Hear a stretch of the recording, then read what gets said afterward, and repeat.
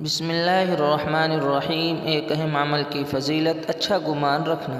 رسول اللہ صلی اللہ علیہ وسلم نے فرمایا، لوگوں کے بارے میں اچھا گمان رکھنا بہترین عبادتوں میں سے ہے۔ ایک گناہ کے بارے میں کسی پر تہمت لگانا گناہ عظیم ہے۔ قرآن میں اللہ تعالیٰ فرماتا ہے، جو شخص کوئی چھوٹا یا بڑا گناہ کرے پھر اس کی تہمت کسی بے گناہ پر لگا دے تو اس نے بہت بڑا بہتان اور کھلے گناہ کا بوجھ اپنے اوپر لاد لیا۔ دنیا کے بارے میں، دنیا آزمائش کے لیے ہے۔